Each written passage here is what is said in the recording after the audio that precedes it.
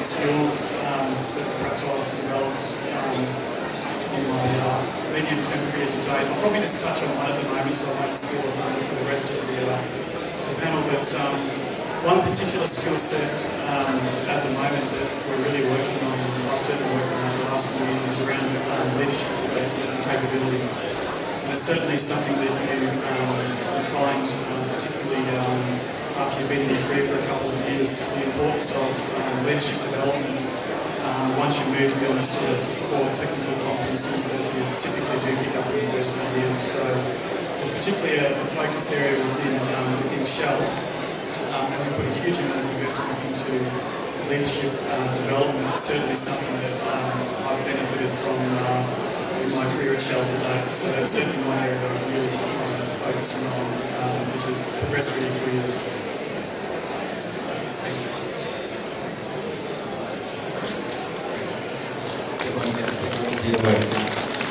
Craig, what's your view? Firstly, welcome everybody. I'm National Finance Manager from Office Work, which is part of the West Farmers Group. Relatively new to Office Work, it's been here for 18 months. We'll probably hear us over the next 15-20 minutes talk about communication in various capacities and questions. The most important skill we see coming through the moment is interpersonal skills. Again, when we talk about communication, the topic of communication is going to be critical going forward.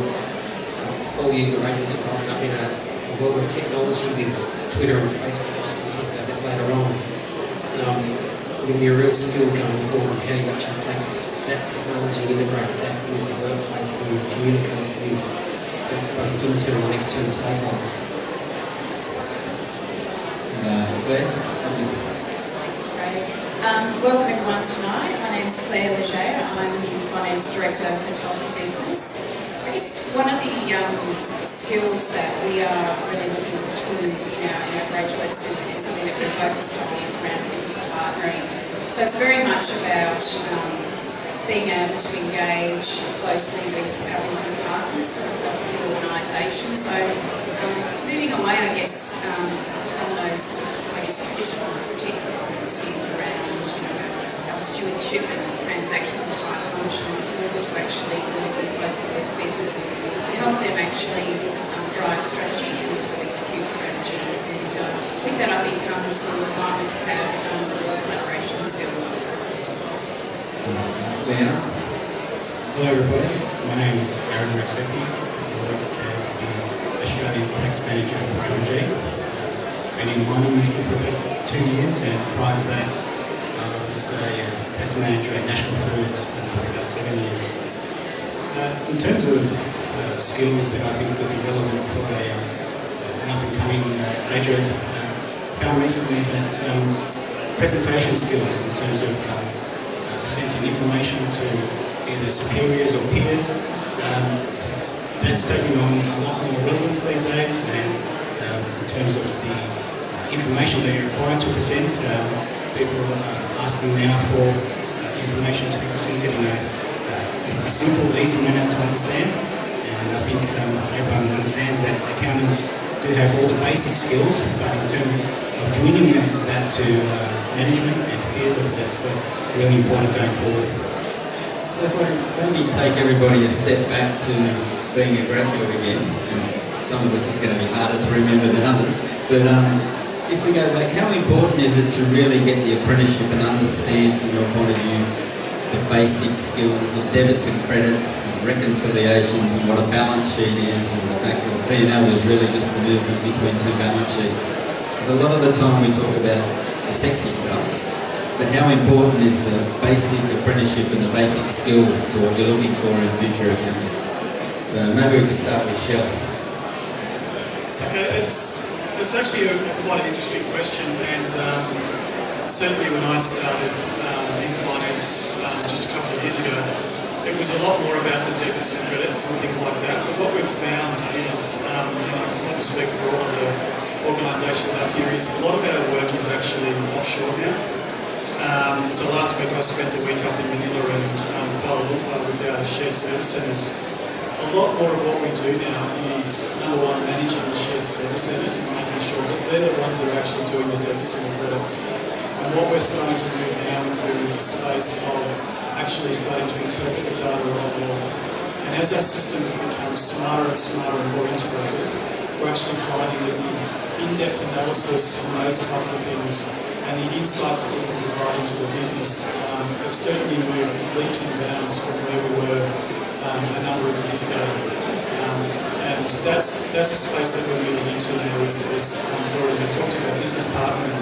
No longer do we explain why something's a debit or credit. We're starting to move into the space now as to where are we heading 6-12 months down the track, what trends are we seeing in the markets, what risks are emerging, and we're starting to really focus on those types of topics as opposed to a historical look back. So Claire, coming from Telstra, there's a lot of movement, you read about it all the time, in offshoring of roles. So how do people gain those skills to be able to interpret in the new environment? Because probably not going to sound right, but you and I grew up through the apprenticeship days where you learned those skills by doing the basic work. So how are you bringing graduates on board to help learn those skills? Yeah, it's an interesting question, okay? Because I think similar to Shell, within Telstra we do have shared service areas that do focus on those basics and technical skills around the debits and credits, and I guess what we want to move finance capability to is rather than just presenting data to the organisation, to actually draw insight and to translate that into information that they actually can make decisions on. That being said, during the early stages of a graduate career and through the graduate program, we do aim to give graduates exposure to the foundation skills. So we like to focus on graduates having, a role and a rotation in our corporate accounting areas, which will give them some exposure to those, debits and credits, if you like, how we present our financial statements, to areas that will give some exposure around planning and forecasting, traditional management accounting, and also exposure to areas that take more into that business insight and business partnering role. So we do give exposure, but I think it's more just to give that sort of foundation, that relevance in a business environment, but also the focus moving forward is to drive insight and information. So Greg, reading your bio, I know you've had experience both in government and in industry. Is there a difference between the approach between how government might look at things and how industry is doing? Have I read it right? A significant difference. At the core from a financial perspective and from an accounting perspective, it's the same. You've got to add value no matter what you go back and do. Some of the motivations are slightly different. Industry is more commercial and government is not about. It's probably changing progressively, but again, the foundations are some of the foundations we spoke about. They don't change. It's probably scary. Producing numbers is probably the easiest part of what we do. Adding value and explaining to our stakeholders is the hard part. So Aaron, I'm not going to leave you out of the question, but have you got anything to add to those views? I guess I would say that, as a university graduate and also as a qualified CPA, you have the good grounding and those skills in your debits and credits. So the real benefit comes from analysing those results in a real environment, looking at the trends and the analysis you can gain. And speaking from the mining industry perspective, there's a great focus on cost these days. So the way you can interpret those results and add value by, suggesting improvements or cost reductions to a business, that's where someone can add value to a business. Can I just add, I think with debits and credits is so important, so clearly understanding how accounting works and what we're learning through our university studies is important, but I think it's about being able to explain to the business when a business problem, what the financial impacts are. I think that's how it's translated. I'm not going to leave it without asking that critical question. As a female now who's on ranks in youngsters have got male-dominated world in the Telstra box stories. How do you see the value that ladies and women can bring to their profession that's probably a little bit different to the way it's flows for us nowadays? I don't actually know about that. I guess Yeah, I just see, from my point of view, engagement in a work environment, we are all equal. From my point of view, we have different skill sets, we have different ways of looking at problems and different ways of solving problems and different ways of engaging with people. I think that's probably one of the differences that you see with perhaps women and men in terms of engaging with people. So what I would say is, it's great to see that diversity is being brought into the workplace, and particularly within Telstra and other organisations, you are seeing a balance between males and females in the workplace environment. So diversity is something that we do promote, and it benefits the work environment. So probably one thing I think most people are really interested in is if you guys will be doing the interviewing for people who are coming in from a graduate for the first time. What's the thing that most interests you in saying this person should go to the next interview, or the tipping point between see you later and come on board? So Craig, what's your view? I suppose it's the focus on the value add again. It's something you can normally through an interview process, you can gauge fairly quickly as to whether the value add comes, I suppose, naturally through an interview process. As I said before, producing numbers is easy, but if it's not it's reason, it sounds scary. It's what you do with that that really adds value back to the business. And again, that's what we really look for back from the interview process. And we want a team that can add value day in, day out, internally next to it. So the question is... Just when you're interviewing somebody, what is...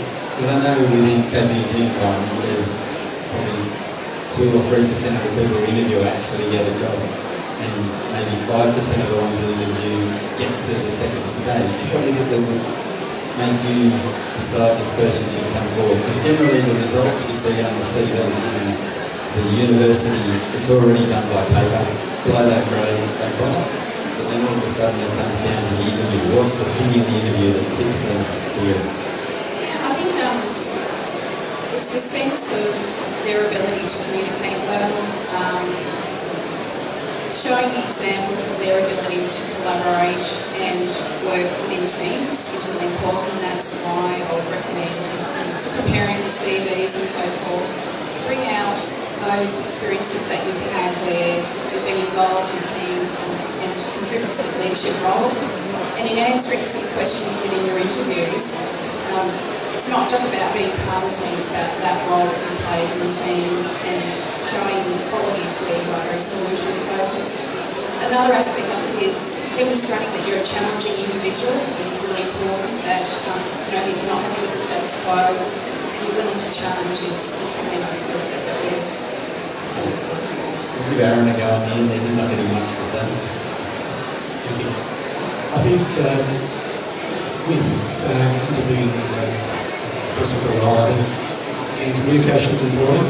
I think the person's got to be able to be comfortable to question someone without being intimidated about what kind of response they're going to get back from that person. I think they need to provide some good examples in the interview of how they've been able to undertake projects, how they've been able to manage a project, how they've been able to provide outcomes. And I think in my experience, looking for someone who could, I know it's hard to understand a person's personality, but how they would fit into your team, how they would get along with other team members, because ultimately, where I work, you're working in a group of 3 or 4 people, so you're all trying to achieve the same outcomes, so I think that's important.